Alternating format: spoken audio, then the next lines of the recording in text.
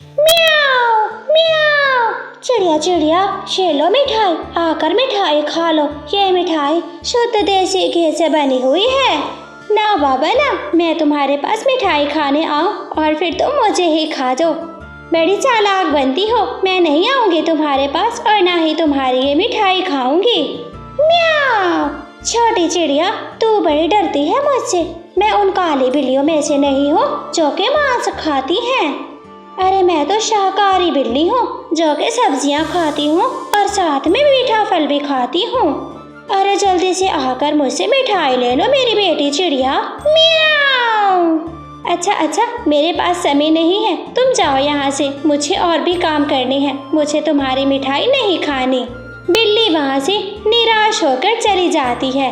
वो एक बड़े पेड़ के नीचे जाती है जहाँ पर मिठू तोता बैठा हुआ था। म्याऊ। हरे हरे तोते, प्यारे प्यारे तोते। म्याऊ।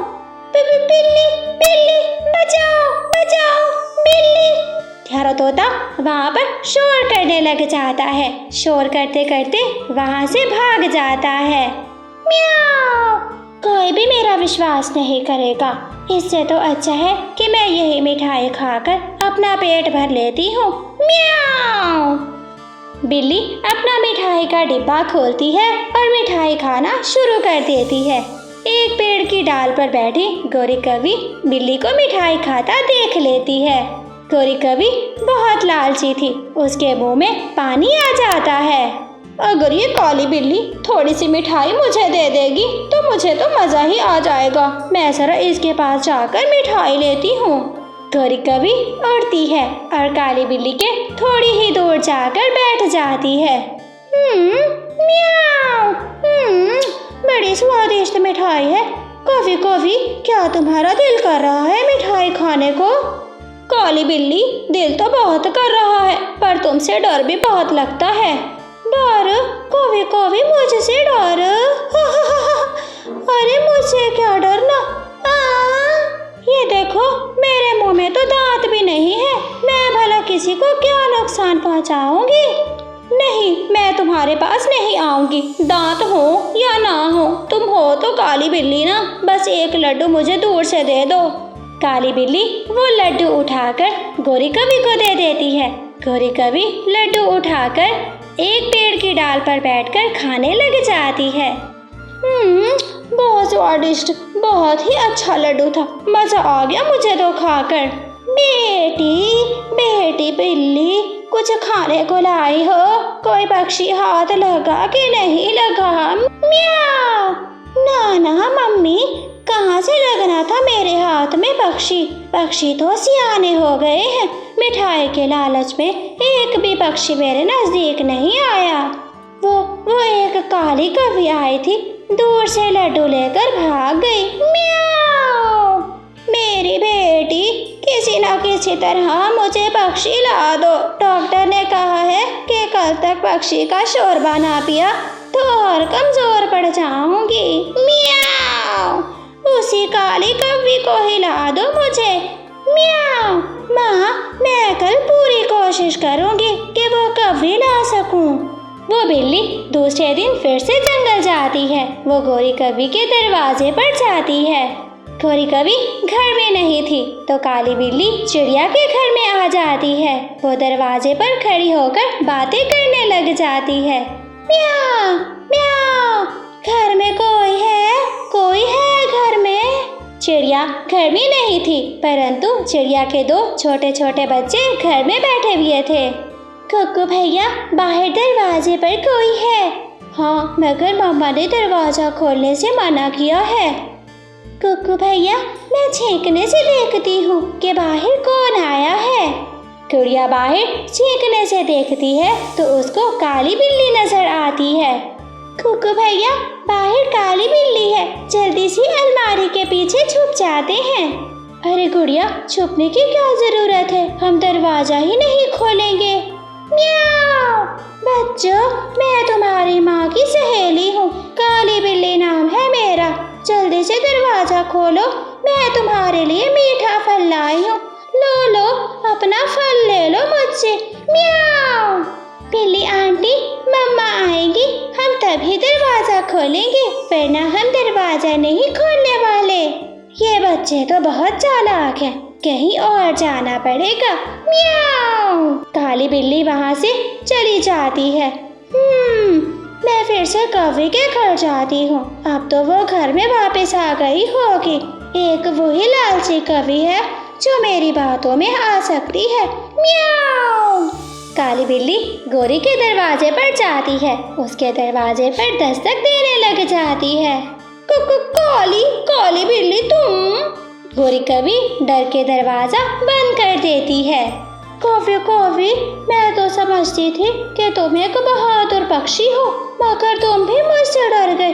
अरे मैं तो पूछने आई थी, क्या तुम्हें गुलाब जामुन पसंद है या नहीं?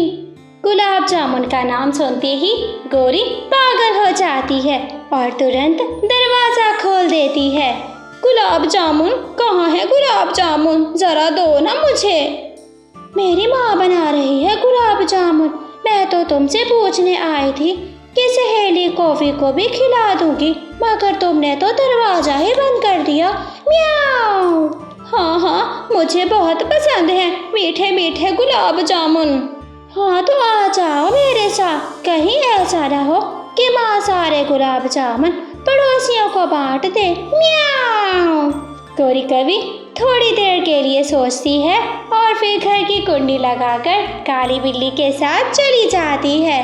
गोरी तुम्हारे पीछे पीछे काली बिल्ली आ रही है, जल्दी से बच जाओ, इस बिल्ली से बच जाओ। हट जाओ डरपोक कहीं के। तुम्हें तो मैं एक गुलाब जामुन नहीं दूंगी, सारे गुलाब जामुन मेरी सहेली कौवी के हैं। घर में कढ़ाई गरम थी, पानी उबल रहा था। जैसे ही गोरी कौवी उनके घर जाती है, दोनों माँ बेटी गोरी कौवी को पकड़कर कढ़ाई में डाल देती हैं। बचाओ, मुझे यहाँ से बाहर निकालो। कौवी, तुम्हें बचाने की कोशिश तो तुम्हारे दोस्त मिठू तोते ने की थी, पर तुमने उसकी बात नहीं मानी। म्याऊ। ऐसे वो माँ बेटी गोरी कौवी का शोरबा बनाकर पी जाती हैं। बड़े आम के पेड़ के नीचे खड़ी गोरी कौवी आम के पेड़ पर पत्थर पे पत्थर मारे जा रही थी। गोरी ध्यान से पत्थर चलाओ, पत्थर तुम्हारे सर पर भी लग सकता है। जाओ अपना काम करो, मैं तो आज पका हुआ आम तोड़ कर ही जाऊंगी। गोरी कौवी फिर से पत्थर चलाती है। पत्थर वापस आकर गोरी कौवी के पंख पर लग जाता है। मर गई, कोई मुझे बचाए, मेरे पंख पर पत्थर लग गया है। कबूतर वहाँ से उड़ता भी जा रहा था। गोरी कौवी को घायल देखकर वो जल्दी कालू कौवे के पास जाता है। कालू, तुम्हारी पत्नी गोरी कौवी का पंख घायल हो गया है। कहाँ? कब? क्या कहीं चोरी करते हुए पकड़ी गई है? नहीं, वो बड़े आम के पेड़ पर पत्थर मारकर आम तोड़ने की कोशिश कर रही थी। वो पत्थर वापस आकर उसके पंख पर लग गया। कालू कौवा वहाँ से तुरंत भागता है। क्यों इतना लालच करती हो? हर समय क्यों पके हुए फलों के पेड़ों पर पत्थर चलाती रहती हो? कालू पति जी, मुझे बहुत भूख लग रही थी, मैं आम तोड़ने की कोशिश कर रही थी।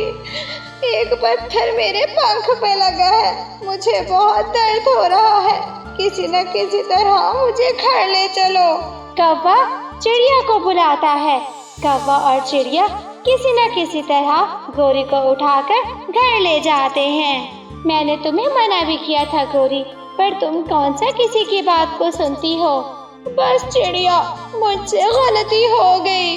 कालू भैया, अब हमें किसी न किसी तरह गोरी को दूसरे जंगल ले जाना होगा। वहाँ बुलबुल डॉक्टर ही इसके पंख को ठीक कर सकती है। हाँ, मगर इतनी दूर तक इसे कौन उठा कर ले जाएगा? मैं सब पक्षियों को जाकर बता देती हूँ, हम सब मिलकर गोरी को बारी बारी उठा लेंगे। फिर चिड़िया कबूतर के पास जाती है। कबूतर, गोरी का पंख घायल हो गया है और गोरी को दूसरे जंगल लेकर जाना है।